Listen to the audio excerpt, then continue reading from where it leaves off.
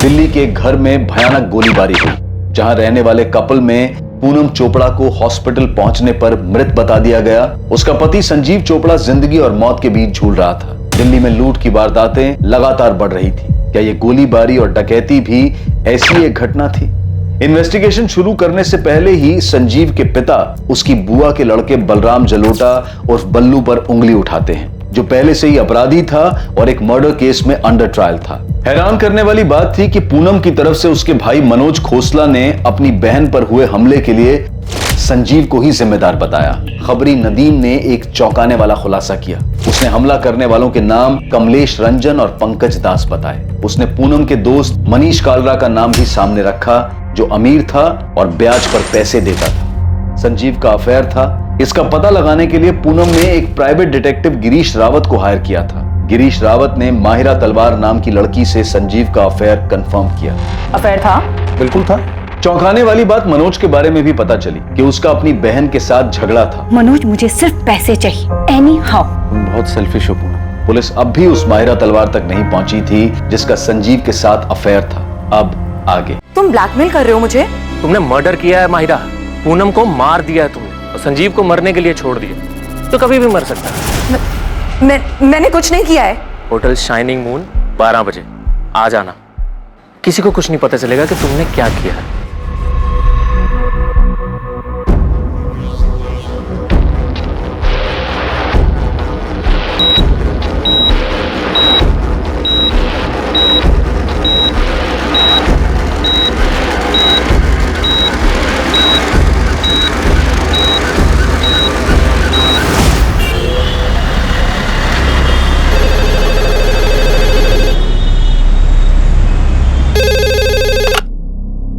Hello, मैंने कुछ नहीं किया है, मुझे फंसाया जा रहा है। कौन? मनीष कालरा? हाँ सर। अगर तूने कुछ नहीं किया है तो सामने आ। ये क्रिमिनल्स की तरह छुप छुप कर भाग क्यों रहा है? सर, आप लोग सारा इल्जाम मुझ पे डाल दोगे, जबकि सच तो यह है कि पूनम मुझे ब्लैकमेल कर रही थी। तेरे लिए अच्छा यही होगा कि तू सरेंडर कर दे। लेकिन सर, मैंने कुछ किया ही नहीं है। अगर तूने सरेंडर नहीं किया ना तो हम तेरा जीना दुश्वार कर देंगे और तेरे वो दोनों साथी कमलेश रंजन और पंकज दास को भी हम ढूंढ निकालेंगे। इस पड़ाव पर यह केस सबके सामने था। साफ था कि मनीष कालरा ने इस अपराध को अंजाम देने के लिए 2 हिस्ट्री शीटर्स को पैसे दिए थे। लेकिन क्या यह केस वाकई में इतना साफ था जैसा कि सोचा जा रहा था? हाँ राठौर, गन सेलर उस्मान शेख की खबर हाथ लगी है। मेरी टीम वहां पहुंच रही है, मैं भी निकल रहा हूँ। तुम्हें यहाँ से कोई मदद चाहिए? नहीं, फिलहाल तो कोई हेल्प नहीं चाहिए। हम उस्मान को तो पकड़ ही लेंगे, उसे तोड़कर बल्लू का पता तो मिल ही जाएगा। सर, संजीव के फादर धनीराम को बल्लू का जो धमकी वाला कॉल आया, बस इतना समझ लो कि बहुत साज़ें खींच ली हैं संजीव ने। अब और जीना है उसको तो मुझे पैसे दे दो। ट्रेस नहीं हो पाया? सब फेक है सर। आईडी एड्रेस सब फर्जी यूज हुआ है। संजीव की कंडीशन में कोई इंप्रूवमेंट हुई? पेशेंट ट्रीटमेंट पर रिस्पॉन्ड कर रहा है। डॉक्टर, संजीव बात करने की कंडीशन में कब तक आ सकता है? ये बता पाना मुश्किल है, लेकिन इतना कंफर्म है कि पेशेंट सर्वाइव कर जाए। यमुना जी, यहाँ हॉस्पिटल में कोई माहिरा तलवार नाम की लड़की आई थी संजीव से मिलने? नहीं, पर ये माहिरा तलवार कौन है?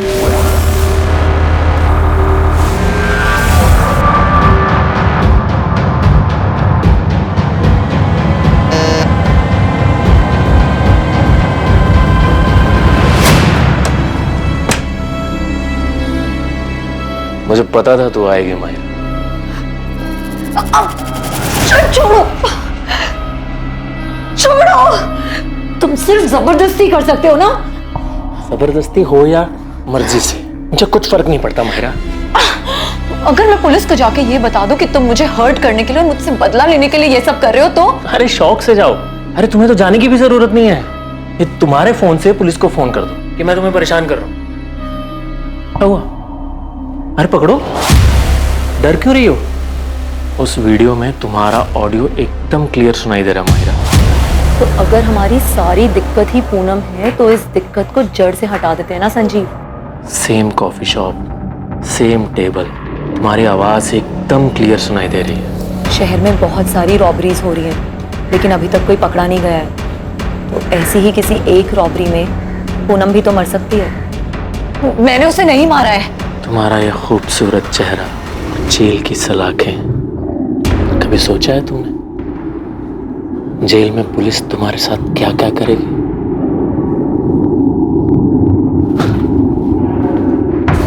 खड़ी क्या हो?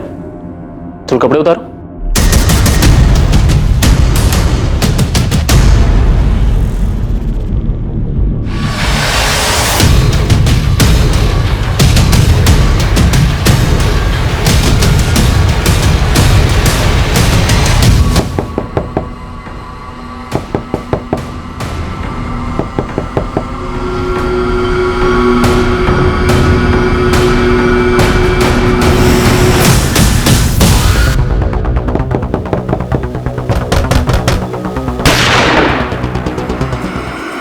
खेल खत्म उस्मान, गन नीचे रख दे, कोई होशियारी नहीं वरना यही ठोक दूंगा।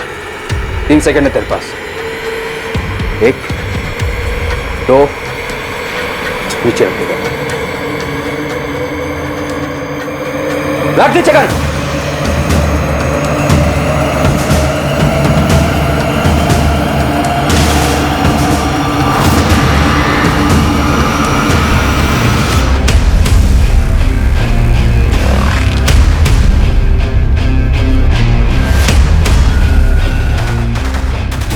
मेरे पीछे टाइम और एनर्जी दोनों वेस्ट कर रहे हैं आप लोग। उस मनोज खोसला को उठाना चाहिए था आपको। पूनम के कहने पर तुमने किसे हायर किया था? इस सवाल का जवाब यह है कि ना तो मैंने किसी को हायर किया, ना ही पूनम के वाहियात ख्याल को पूरा करने में उसकी कोई हेल्प की। मैं सब कुछ बताऊंगा आपको, लेकिन आप मेरी बात पे यकीन नहीं करेंगे। आप रिसोर्सेज वेस्ट करेंगे, मेरे पीछे खबरी लगाएंगे, कॉल डिटेल्स निकलवाएंगे, लेकिन आपको मिलेगा कुछ नहीं, क्योंकि मैंने जो कुछ किया है बड़ी सफाई के साथ किया है। सर मैंने कुछ किया ही नहीं है। आप मनोज खोसला को उठाइए। ऐसा क्या जानते हो तुम मनोज खोसला के बारे में? शोर की दाढ़ी में तिनका, नर्वस है वो, उठाइए उसको। अच्छा, पूनम के बारे में एक बात और बताता हूं आपको मैं। पूनम गर्दन तक धसी हुई थी कर्जे में, 1 करोड़ से ज्यादा। वो सारा पैसा मनीष कार्ला नाम के बंदे से लेती थी। पूनम की गर्दन थी उसके हाथ में, तो पूनम के पास मनोज की गर्दन दबा के पैसे निकलवाने के अलावा कोई और रास्ता नहीं था। वो मनोज खोसला पे जोर दे रही थी कि वो फ्लैट बेचकर हिस्सा दे दे। फ्लैट की कीमत थी 1 करोड़ 25 लाख। मनोज, मुझे सिर्फ पैसे चाहिए, एनी हाउ जरूरत है मुझे।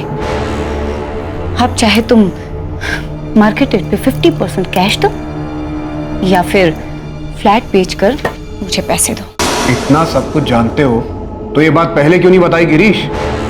सर आप इन्वेस्टिगेशन करते हैं तो थोड़ी बहुत इन्वेस्टिगेशन हम भी कर देते हैं। आपके ऑफिसर से जब बात हुई तब मैंने ठान लिया कि इस किलर को मैं भी ढूंढूंगा, और ढूंढना शुरू भी कर दिया। आपके ऑफिसर को मैंने संजीव का दूसरा नंबर दिया था, चेक कीजिए, देखिए।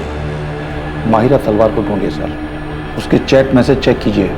सर मैं दावे के साथ कह सकता हूं कि पूनम ने यह प्लान रचा ही नहीं। रूट दिखाने का कोई एंगल था ही नहीं। सर ये बात तो कोई भी अपनी परेशानी में अपने पर्सनल भड़ास निकालने के लिए कर सकता है, और पूनम ने भी सिर्फ और सिर्फ सोचा ही था, और वो इसलिए क्योंकि वो काफी डिस्टर्ब थी अपने पति और माहिरा के अफेयर को लेकर। आप मनोज खोसला को उठाइए, शायद कोई ठोस लीड दे दे आपको।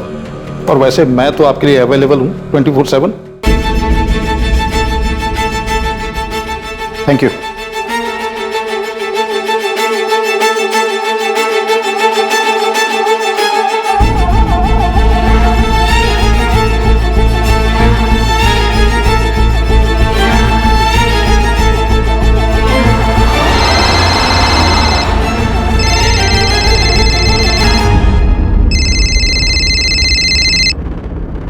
हेलो, माहिरा तलवार? जी मैं असिस्टेंट सब इंस्पेक्टर आरती त्रिवेदी बोल रही हूँ। जी बताइए। बात करनी है, कब आ सकती हो रसिक विहार पुलिस स्टेशन? मैम कल मेरा वीकली ऑफ है तो मैं कल आ सकती हूँ। ठीक है, सुबह 10:30 बजे रसिक विहार पुलिस स्टेशन।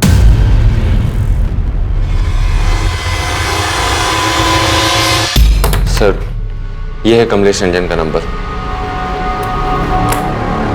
सर पर मैं जो करवाना चाहता था वो ऐसे नहीं होना था। तो और क्या क्या करना चाहता था मनीष कालरा?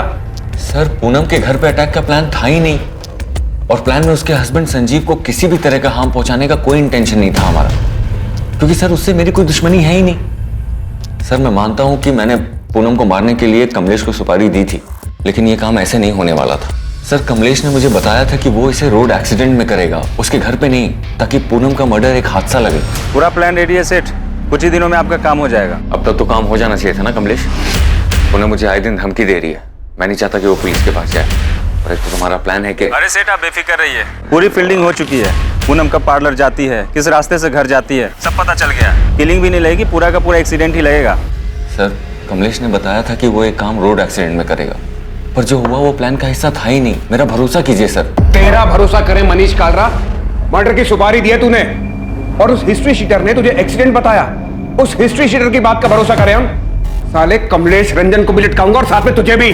पूनम के मर्डर के बाद इसी नंबर पे बात हुई थी तेरी कमलेश के साथ? ये नंबर तो बंद है। उसने नहीं मारा है पूनम को। इनफैक्ट पूनम के मरने के बाद वो बाकी के पैसे तक लेने नहीं आया। और हम इस पर विश्वास कर ले? मैं सच कह रहा हूँ सर, ये किसी और का काम है। मैं सिर्फ पूनम को मरवाना चाहता था क्योंकि तंग आ गया था मैं उससे। एक तो मेरे लोन के 1.5 करोड़ रुपए नहीं लौटा रही थी और ऊपर से सर इस 2 नाव की सवारी में मेरा जीना मुश्किल हो गया था। फंस गया था सर मैं। तुमने आज तक एक भी इंस्टॉलमेंट नहीं लौटाया है। पर हम तो लवर्स हैं ना मनीष। हाँ लेकिन ये लोन हमारे लवर्स वाले एंगल का हिस्सा नहीं है पूनम। तुम ये कैसी बातें कर रहे हो मनीष? पूनम मुझे मेरे पैसे वापस चाहिए। मैंने वो पैसे तुम्हें एज ए लोन दिए थे। मनीष दोनों पार्लर को मिलाकर भी कुछ खास रिटर्न नहीं आ रहा है, इसीलिए मैंने दिवाली पर हैवी डिस्काउंट ऑफर रखा है। क्या पता बिजनेस पिक कर जाए। और ये बात तुम्हें मुझसे ज्यादा अच्छे से पता है कि मार्केट स्लो डाउन है। इसलिए तो पैसे वापस मांग रहा हूँ पूनम।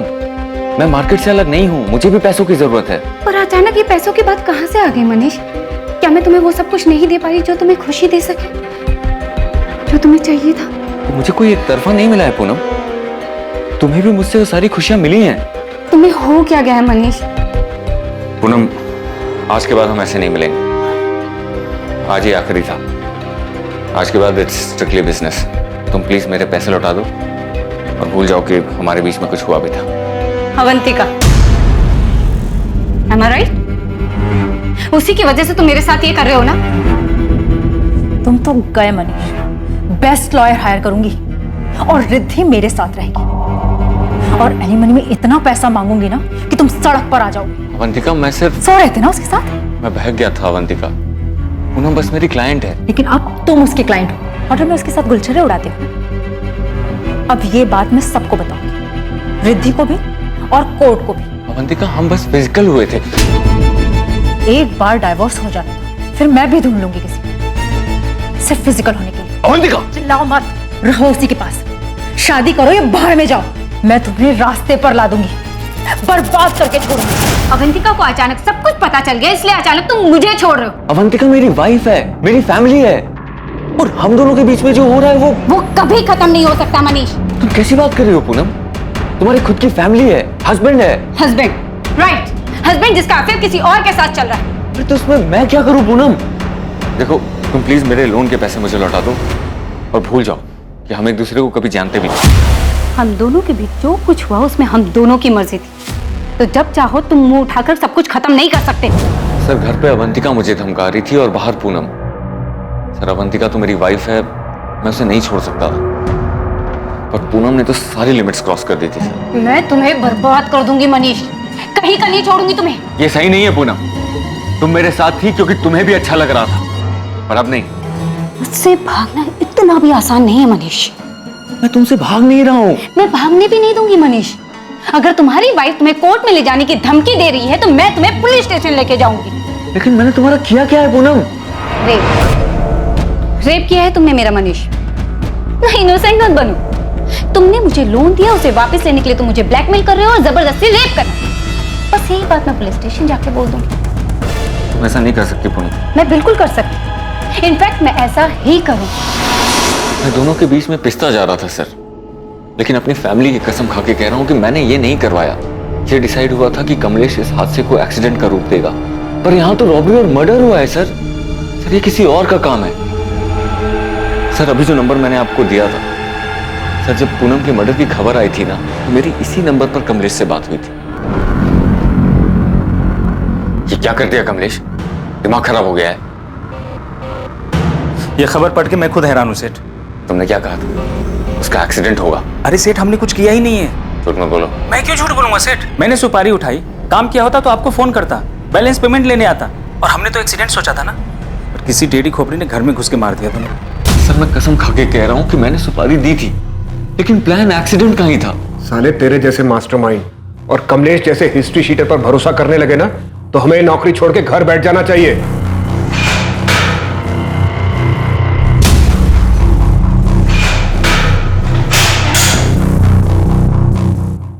मैं गाजियाबाद निकल रहा हूं। गन सेलर उस्मान शेख पकड़ा गया है। कमलेश रंजन पंकज दास के फोटो मिल गए सर, जल्दी पकड़े जाएंगे। आरती को मायरा और संजीव के चैट मैसेजेस मिले हैं। मायरा को बुलाया इंक्वायरी के लिए। उधर भी कोई प्लानिंग चल रही थी?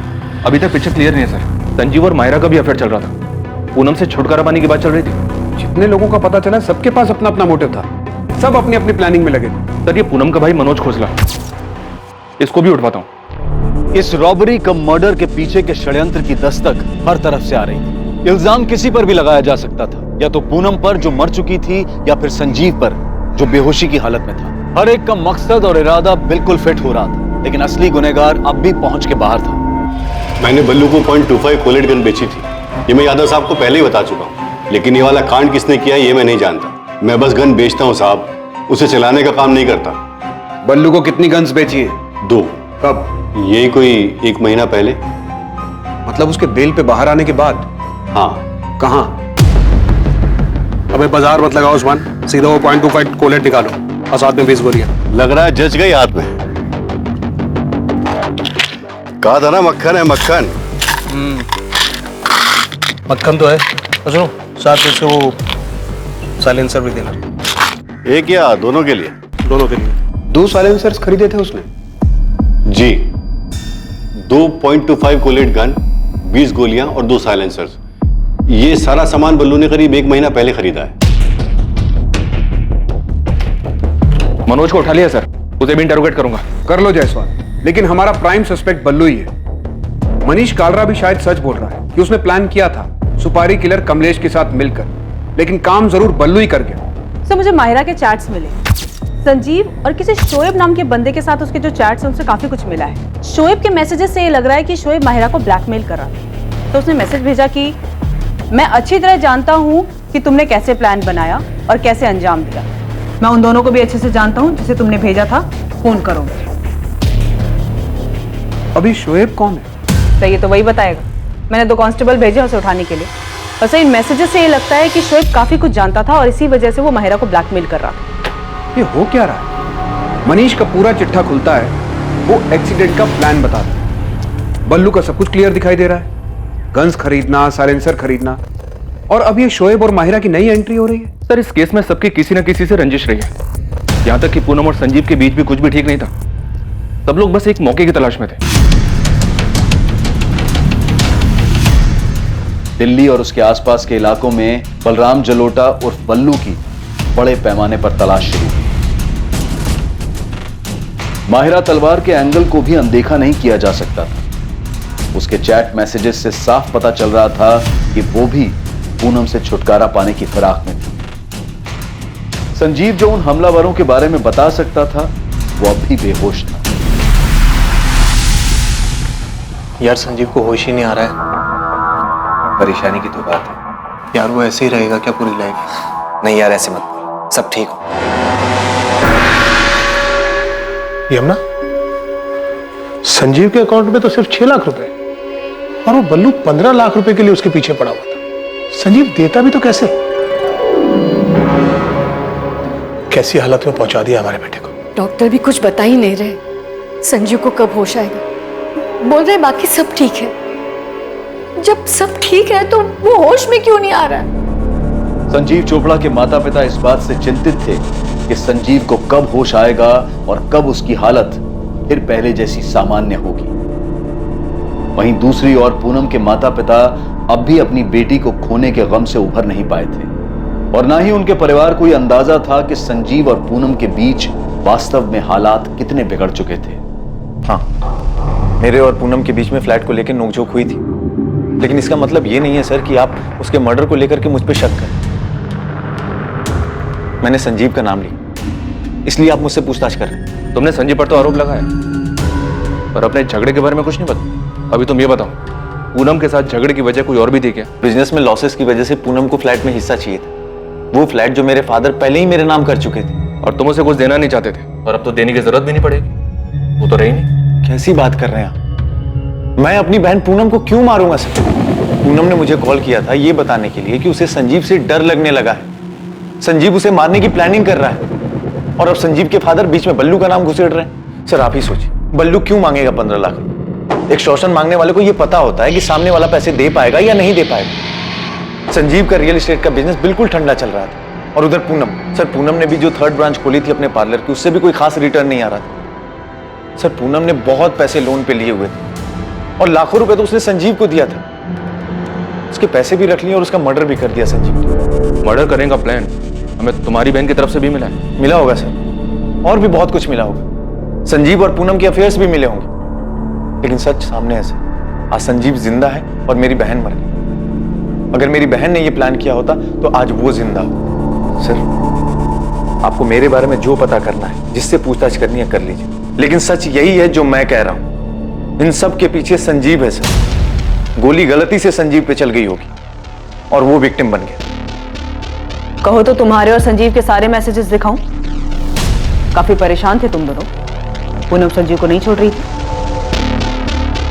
तुम्हें लगा हॉस्पिटल नहीं जाओगी तो पुलिस के रडार से बच जाओ। मैम हॉस्पिटल जाती भी तो क्या करती? संजीव से मिलने से पहले मुझे 1000 सवाल के जवाब देने पड़ते। संजीव और मैंने कई बार डिस्कस किया कि हम आगे क्या करेंगे, लेकिन संजीव में कभी हिम्मत ही नहीं थी कि वो सीधा सीधा जाके पूनम से बात कर सके। तुम उसे बता क्यों नहीं देते कि तुम किसी और के साथ रहना चाहते हो? पूनम ना बहुत पजेसिव। तो क्या मैं ये समझूं कि तुम मेरे साथ सिर्फ एंजॉयमेंट के लिए हो? ऐसा नहीं है मायरा, तुम बात समझने की कोशिश करो। पिछले 1-1.5 साल से मेरा बिजनेस बहुत डाउन चल रहा है और मैंने पूनम से बहुत सारे पैसे लिए और पूनम ने भी वो पैसे सामने से लोन पर उठाए। मतलब तुम उसे इसीलिए नहीं छोड़ सकते क्योंकि तुमने उससे पैसे लिए हैं? वो मुझे नहीं छोड़ेगी। बहुत खतरनाक औरत है। क्या कहा तुमने संजीव? क्या कहा? तुम्हें अलग होना? तुम्हें ये अचानक हो क्या गया है? जब से हम मिले तब से अब तक हम दोनों के बीच काफी कुछ बदल चुका है। साफ साफ बोलो, क्या कहना है? मैं जानता हूँ तुम्हारी लाइफ में, मेरी लाइफ में कोई है? तुम पीछा कर रहे हो मेरा? मेरा ये मतलब नहीं था। तो फिर क्या मतलब था? क्या मतलब समझूं मैं? कि तुम्हारे मतलब की कोई मिल गई है तुम्हें? नहीं। तुम अलग होने की सोच भी कैसे सकते हो संजीव? तुम्हारे लिए 50 लाख का लोन उठाया है मैंने और तुम बड़े आराम से हजम करके अलग होना चाहते हो मुझसे? नहीं, बस मैं सोच रहा था कि क्या वैसे भी हम दोनों एक दूसरे से खुश है क्या? सब समझ में आ रहा है मुझे, समझ भी आ रहा है और दिख भी रहा है। तुम्हें कोई खुश करने वाली मिल गई और तुमने एक बढ़िया सी खिचड़ी बनाई या मुझे सर्व कर ली। ऐसा कुछ नहीं है। और ऐसा होना भी नहीं चाहिए संजीव। अगर ऐसा हुआ तो तुम्हारा क्या हाल होगा तुम सोच भी नहीं सकते। इनडायरेक्टली मैंने उससे डिवोर्स की बात की तो उसके अंदर का भूत बाहर आ गया। अगर पूनम ही हमारी सारी दिक्कत है तो इस दिक्कत को जड़ से खत्म कर देते हैं। देखो शहर में बहुत सारी रॉबरीज हो रही हैं और अभी तक कोई पकड़ा नहीं गया है, तो किसी एक रॉबरी में पूनम मर भी तो सकती है। नहीं मायरा, ये सॉल्यूशन नहीं है, इससे तो सब बर्बाद हो जाएगा। तो फिर हमें आबाद करने का कोई और प्लान है क्या तुम्हारे पास? मैं अपनी बात आगे बोल भी नहीं पाई थी कि संजीव ने सुनने से भी इनकार कर दिया। पर तुमने ये सोचा कि ये रॉबरी वाला प्लान काम कर जाएगा। हाँ, और उसका नतीजा मैं आज तक भुगत रही हूँ। जिसके मैसेजेस ट्रेस करके आप मुझ तक पहुंची हैं, शोएब, उसने उस दिन मेरी सारी बातें रिकॉर्ड कर ली थी और उसके बाद उसने मुझसे जबरदस्ती बहुत कुछ लिया है। मेरी इज्जत। शोएब कॉलेज में मेरा बॉयफ्रेंड था लेकिन अब नहीं है और ये बात उससे बर्दाश्त ही नहीं हो रही। वो मेरा पीछा करता है, उस रिकॉर्डिंग से मुझे ब्लैकमेल करता है। मेरी कुछ लाइफ ही नहीं बची है।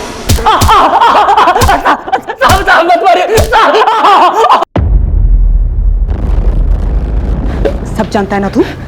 बोल संजीव चोपड़ा घर में डाका किसने डाला? किसने डाका डाला? मैडम मुझे कुछ नहीं पता, मुझे सच में कुछ नहीं पता। तूने माहिरा को ब्लैकमेल किया, उसे होटल में बुलाया, ब्लैकमेल करके उसे यूज किया। मैडम मैं तो उससे प्यार करता हूँ मैडम। भले इसको प्यार कहते हैं? प्यार कहते हैं इसे? बता वो दोनों किलर्स कौन थे? किसने भेजा था उन्हें? माहिरा ने? बोल। मैडम मुझे सच में कुछ नहीं पता मैडम। मैंने तो बस संजीव और माहिरा की बातें सुनी थी और माहिरा को वापस पाने के लिए मैंने उनका वीडियो बनाया। और उसको ब्लैकमेल करने लगा। मुझे माफ मैडम, मैं आपके पैर पकड़ के माफी मांगता हूँ। मैं माहिरा के भी पैर पकड़ के माफी मांग लूंगा। प्लीज मुझे मत मारिए मैडम, प्लीज मुझे माफ कर दीजिए मैडम, प्लीज मुझे माफ कर दीजिए। सर ये मनोज इस केस में फिट ही नहीं बैठता है। इसके पेरेंट्स तो ये सुनकर शॉक्ड हो गए थे कि भाई बहन के बीच फ्लैट को लेकर झगड़ा चल रहा था। माहिरा से भी कुछ पता नहीं चला। तब शोएब कन्फेस कर रहा है, वो माहिरा को सिर्फ ब्लैकमेल कर रहा था, कोई एंगल नहीं है। तब तो एक ही एंगल बचता है, बल्लू का। सबसे पहले उसी का नाम आया था, सब फिट बैठता उस पर। हाँ नदीम बोल, बल्लू की कोई खबर? बल्लू की तो खबर नहीं मिली साहब, पर ये मनीष ने जिसको सुपारी दी थी कमलेश रंजन, वो वापस लौटा है। यहाँ हुसैन नगर में किराए पे कमरा उठाया है। तू नजर रख, मैं पहुंचता हूँ अभी। सर ये कमलेश रंजन वापस लौटा है? उठाओ उसे। ये तो साफ है कि पूनम चोपड़ा को मारने की सुपारी मनीष कालरा ने दी थी, लेकिन उसका कहना है कि मर्डर उसकी सुपारी पर नहीं। मनीष तो है हमारे पास लॉकर। एक बार कमलेश हाथ लग जाए तो पता चल जाए कि कमलेश के दिमाग में क्या चल रहा है। कहीं उसने मनीष से कुछ झूठ तो नहीं बोला? ठीक है, मैं बात करता हूँ।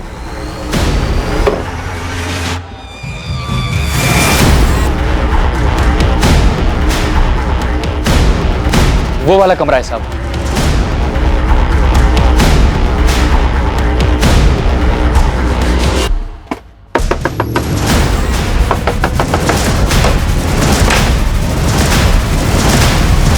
हमारा निशाना कभी नहीं चूकता।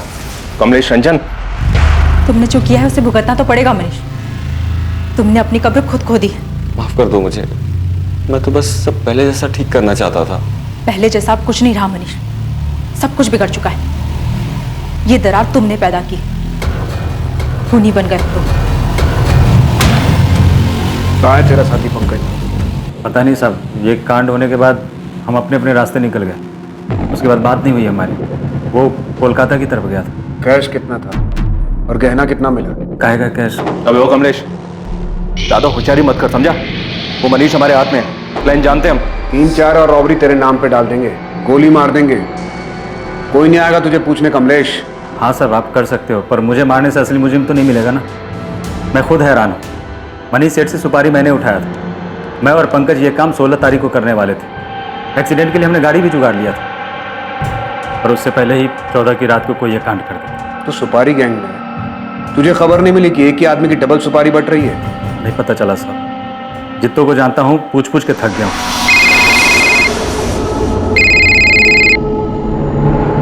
हेलो, नमस्कार, मैं गिरीश रावत, प्राइवेट डिटेक्टिव। पहचाना? हाँ हाँ पहचाना, बोलो। मैंने आपसे कहा था कि मैं 24/7 आपके लिए अवेलेबल रहूंगा। खबर क्या है तुम्हारे पास? तगड़ी खबर है। आप चंडीगढ़ फॉरेंसिक डिपार्टमेंट में बात की। उनके पास एक बॉडी है और उसकी खोपड़ी से बुलेट और उसके बगल से शेल बरामद हुआ। आप फॉरेंसिक रिपोर्ट मंगाइए, उसे देखिए। लाश को पूरी तरह से जला दिया गया। वहाँ के फॉरेस्ट एरिया में 1 महीने पहले चंडीगढ़ पुलिस को ये डेड बॉडी मिली।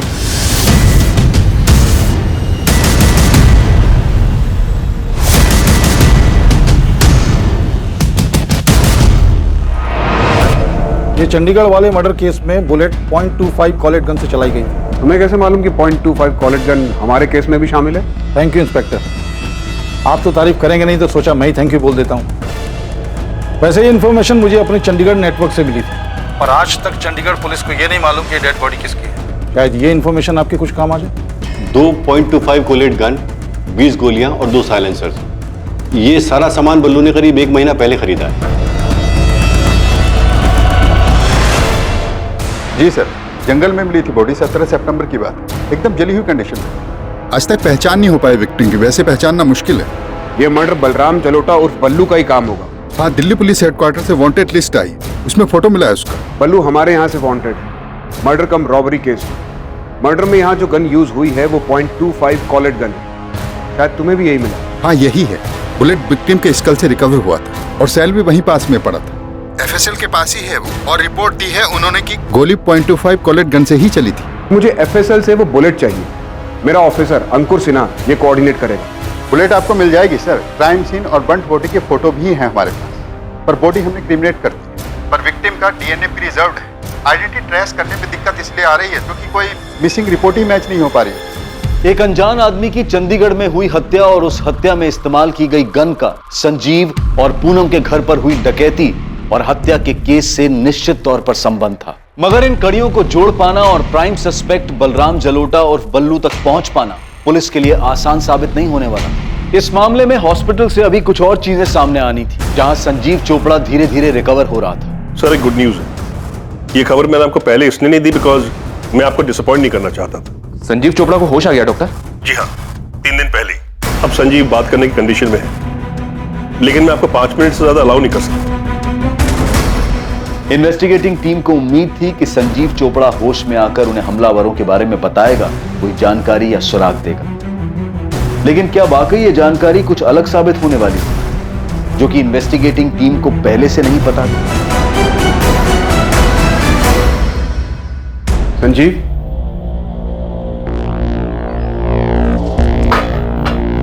कैसा लग रहा है संजीव? कुछ समझ में नहीं आ रहा सर। पता नहीं अब बड़े बड़े कितना वक्त बीत गया। पूनम के बारे में पता चला?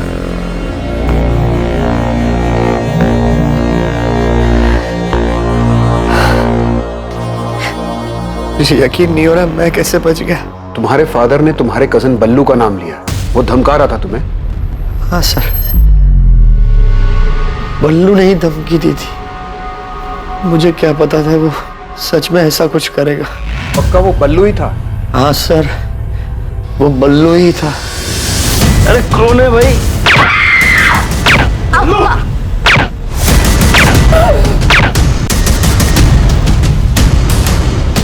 बल्लू ने मुझसे 15 लाख रुपए मांगे थे। मुझे क्या पता, नहीं दूंगा तो अटैक करेगा। आपने पकड़ा बल्लू को सर?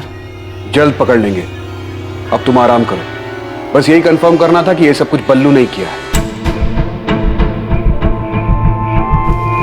सर, बल्लू पकड़ा गया? हर जगह पुलिस अलर्ट है उसके लिए, जल्दी पकड़ा जाएगा। आप संजीव का ख्याल रखिए।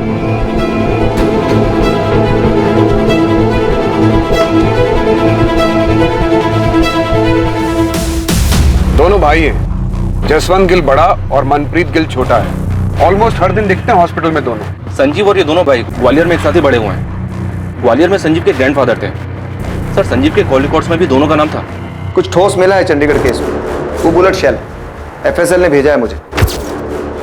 उसी गन से चली या उनमें से किसी एक गन से? ये अभी नहीं बता सकता, लेकिन जो बुलेट शेल है उसमें सीरीज नंबर है। वो उसी सीरियल नंबर के आसपास की है जो हमें संजीव के घर से मिली थी। 20 गोलियां खरीदी थी बल्लू ने। मैं बाजार मत लगाओ उस्मान, सीधा वो .25 कोलेट निकालो और साथ में 20 गोलियां। थैंक्स अंकुर, शायद इस चंडीगढ़ वाली इंफॉर्मेशन से बल्लू का कुछ पता चले। सर, महीने भर से हम हर जगह हर पुलिस स्टेशन में तलाश, एक भी मिसिंग कंप्लेंट मैच नहीं हो रहा है। आपके बोलने के बाद हमने सबको दोबारा से सारी डिटेल भेजी। सतीश, तुम चंडीगढ़ के 16 और 17 सितंबर के सीसीटीवी फुटेजेस दे सकते हो, खासकर टोल नाका और सारे एंट्री एग्जिट पॉइंट्स के? ठीक है, 1-2 दिन दो, मुझे भिजवाता।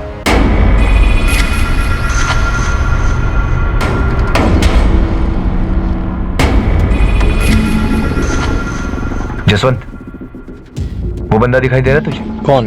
वही जो बाइक के पास खड़ा लाइनिंग टी शर्ट वाला। वो 2 दिन से यहीं दिखाई दे रहा है। हाँ यार, इसको तो हॉस्पिटल के अंदर भी देखा था मैंने। ये ले भाई।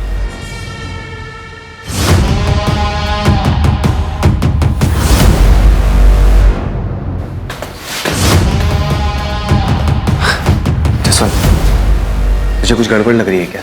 नहीं यार, लग तो नहीं। निकल जाए। नहीं, अभी नहीं जा सकते, अभी हम लोग रेडार में।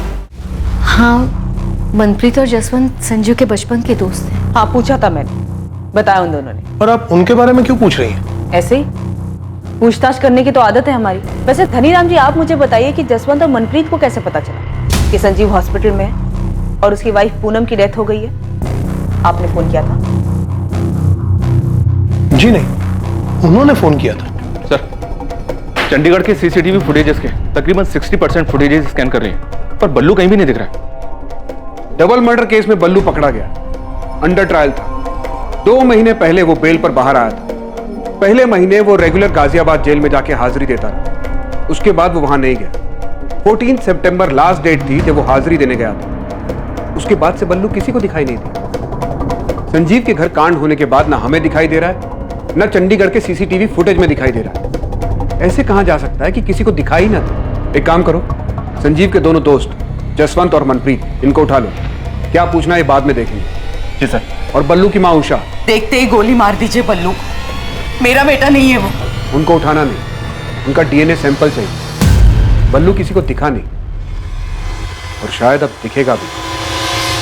आपको मेरा डीएनए सैंपल चाहिए? आपका भी और आपके हस्बैंड धीरज जलोटा जी का भी। क्यों?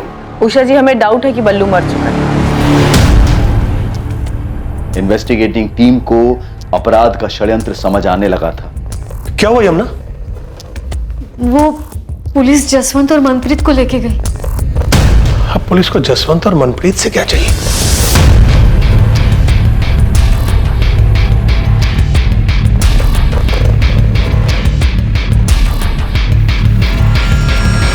चंडीगढ़ से मिली अनजान लाश के प्रिजर्व किए गए डीएनए सैंपल्स बलराम जलोटा उर्फ बल्लू के माता पिता उषा और धीरज जलोटा के डीएनए सैंपल्स के साथ मैचिंग के लिए भेजे गए।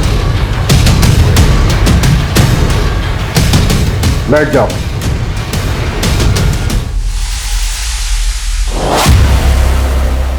सिर्फ एक बार पूछूंगा, ये जली हुई बॉडी बल्लू की है ना? भूल के ना तो बोलना ही मत। सीसीटीवी में देखे हो तुम दोनों। हमारी मार झेल नहीं पाओगे, फिर आवाज नहीं, चीख निकलेगी।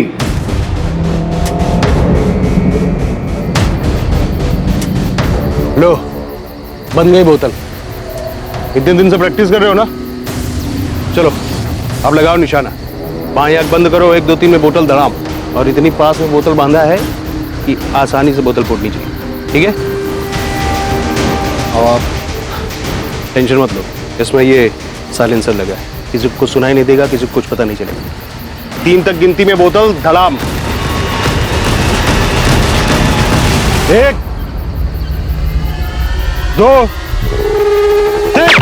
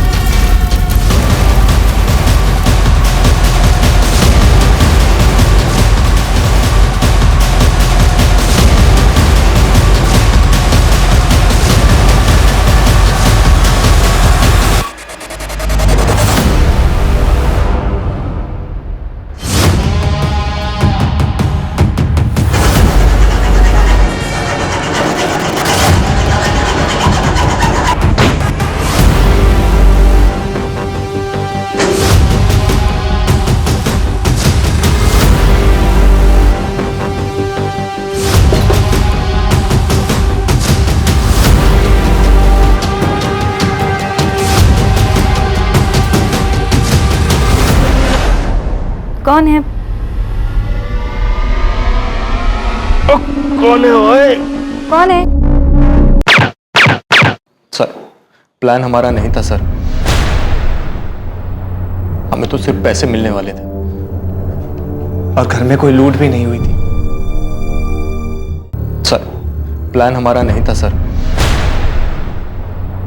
हमें तो सिर्फ पैसे मिलने वाले थे और घर में कोई लूट भी नहीं हुई थी। तो चेक साइन कर देना यार संजीव। संजीव लाले पड़े, कब से तेरा होश में आने का इंतजार कर रहे थे। मेरी ये हालत तेरी वजह से हुई है मनप्रीत। लेकिन काम तो हो गया ना यार, देख काम हो गया। अब पता नहीं कभी उठ भी पाऊंगा या नहीं। बोलता है काम तो हो गया। बोल संजू, क्या काम है? तेरे लिए जो भी होगा सब कर दूंगा। पूनम को मारना है, डाइवोर्स दे दे। पूनम ना मुझे डाइवोर्स देगी ना मुझे छोड़ेगी। पहले वो सारे पैसे लौटा दो जो मैंने तुम्हें लोन पर उठा कर दिए, उसके बाद इस कोठी पर मेरा नाम लिखवा दो। तो पूनम भरोसा करो मुझ पर, मैं डाइवोर्स के बाद में भी पैसे लौटा दूंगा। बेवकूफ समझाया क्या तुमने मुझे संजीव? हाँ, मनीष का लोन मेरे सर पर है तो इस बात का फायदा उठाकर तुम मुझे छोड़कर वो माहिरा के साथ चले जाओ। पर यू नो व्हाट, मैं तुम दोनों को देखकर ना तो खुश हो पाऊंगी ना डाइवोर्स दे, जिंदगी बर्बाद कर दूंगी, रगड़ दूंगी तुम्हें। और ऐसा करने से तुम्हारे कलेजे को ठंडक पहुंचेगी। चाहे कुछ भी हो, तुम्हें आराम से नहीं मिले। और रही बात डाइवोर्स की, तो सोचना भी मत। हटा देंगे तुम्हारे रास्ते से गाड़ा। हमको क्या मिलेगा? तू बता। 15 लाख दिए। लेकिन तू ये कांड नहीं करेगा। तो तुम करोगे? मेरे 2 दोस्तों को तैयार कर, गन चलाने की ट्रेनिंग दे, वो करेंगे काम। ऐसा तभी तो पुलिस को लूट और रॉबरी का केस लगेगा। और मैं बोलूंगा कि तू एक्सटॉर्शन के पैसे के लिए मेरे पीछे पड़ गया था, तो पुलिस के रडार में आएगा ही नहीं और पुलिस तुझ तक पहुंच नहीं पाएगी। देखो, शहर में बहुत सारी रॉबरीज हो रही है और अभी तक कोई पकड़ा नहीं गया है, तो किसी एक रॉबरी में पूनम मर भी तो सकती है। एक तरफ पुलिस को लूट और रॉबरी का केस लगेगा और दूसरी तरफ तेरा नाम आएगा एक्सटॉर्शन। पुलिस किसी नतीजे पर पहुंच नहीं पाएगी और थोड़े दिनों में अपने आप ये केस बंद हो जाएगा। धन्य हो मेरे भाई। मैं सोच रहा था कि अपने खानदान में सिर्फ क्रिमिनल बुद्धि ना मेरे पास ही है, लेकिन तुम तो मुझसे भी आगे की सोच रहे हो। कमाल है। जसवंत और मनप्रीत को सिखा गन कैसे चलाते हैं। गन पर साइलेंसर होना चाहिए। टेंशन मत लो, हो जाएगा।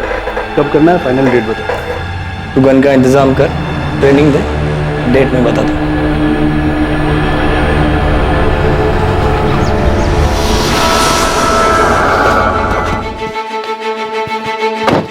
सुनो, तुम दोनों को बल्लू के साथ चंडीगढ़ जाना होगा। तुम्हारी ट्रेनिंग वहां पर होगी, ठीक? और मनप्रीत, तुम्हें मुझ पर गोली चलानी। बल्लू तुम्हें बताएगा कि मुझे गोली कहाँ लगनी चाहिए, जहां लगने से मैं सेफ रहूंगा। और ध्यान से, कोई रिस्क नहीं चाहिए। और जसवंत, बल्लू तुम्हें बताएगा कि पूनम को गोली कहाँ लगनी चाहिए, जहां लगने से वो बचनी नहीं चाहिए। जिस दिन ट्रेनिंग खत्म होगी उस दिन बल्लू को गुरु दक्षिणा देना भूलना मत। गोली सीधे सर में लगनी चाहिए। बल्लू को मारना है? बचना नहीं चाहिए। लेकिन क्यों संजीव? क्योंकि बल्लू मेन सस्पेक्ट होगा और पुलिस उसे ढूंढने के लिए जमीन आसमान एक कर देगी।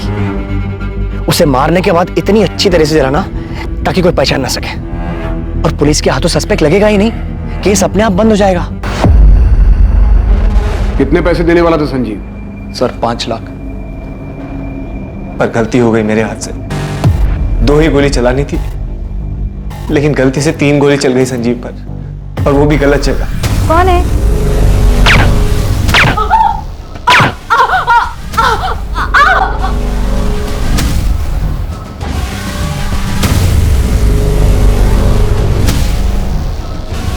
चला, अब गोली चला मुझ पर, ध्यान से। अबे, 3 गोली क्यों चला दी? भाई गलती से चल गए भाई। संजीव, संजीव, संजीव, उठ संजीव, संजीव, संजीव। तुझे ट्रेनिंग भी दी थी ना, 2 गोली बोला था, तूने 3 गोली चला दी। गिनती भी नहीं आती कि कुछ और प्लान कर रहा था तू? संजीव ऐसा नहीं है यार, गलती से चल गई थी, जानबूझ के नहीं किया, गलती हो गई यार, समझना यार। फुटो यहाँ से, जब मैं ठीक हो जाऊंगा तब पैसे की बात करेंगे। जाओ, निकलो यहाँ से। सर हमसे तो दोस्ती यारी में हो गया सर, आज तक कोई पैसा नहीं मिला सर, इसीलिए इतने दिन से हॉस्पिटल के चक्कर काट रहे। पैसा नहीं, किलो के हिसाब से चार्जेस लगेंगे दोनों पर। ये तो नहीं पता तू कब फिर से ठीक होगा संजीव चोपड़ा, पर जब भी चलने फिरने लायक होगा तब हम लेंगे तेरी कस्टडी। डिवोर्स के लिए कोर्ट जाता, उसमें कम दिमाग खर्च होता तेरा। इतना दिमाग बेवकूफी वाले काम में लगा दिया और क्रिमिनल बन गया तू।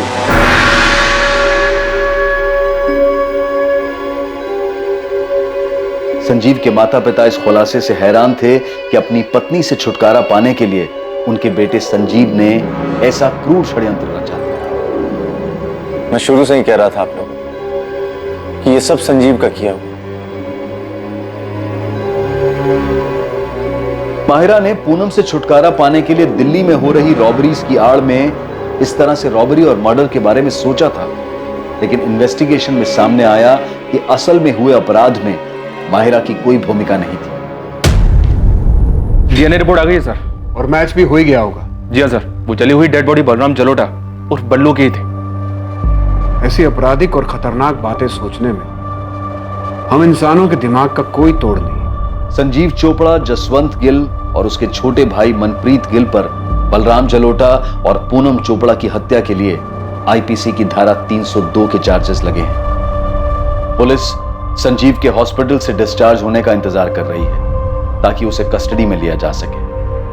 न जाने ऐसे कितने ही उदाहरण हैं जहां किसी अपराध को अंजाम देने की लोगों की बेवकूफी भरी सोच उन्हें अपराध के ऐसे रास्ते पर धकेल देती है जहां उनकी इच्छाओं के विपरीत ताउम्र उन्हें इसके नतीजों का सामना करना पड़ता है और वो सलाखों के पीछे पहुंच जाते हैं। फिर भी बार बार यही देखने को मिलता है कि जुर्म की सोच कई लोगों के दिमाग में पनपती ही रहती है। ऐसे मूर्खतापूर्ण अपराध के बारे में सोचते वक्त दिमाग इतना मजबूत कैसे हो जाता है, और वही दिमाग किसी टकराव की स्थिति से बाहर निकलने का आसान सा रास्ता खोजते वक्त इतना असहाय क्यों हो जाता है। डिवोर्स लेकर अलग होने में तकलीफ हो सकती है, लेकिन इससे किसी की जान नहीं जाएगी, ना खुद की और ना ही किसी और की। जुर्म की अंधी गली के आखिर में सिर्फ अंधेरा ही मिलता है, और साथ ही मिलता है अपराधी होने का अभिशाप और बचे हुए जीवन को पछतावे में काटने की सजा।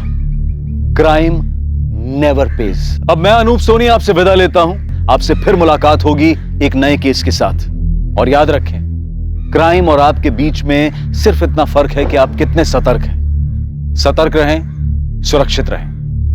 जय हिंद।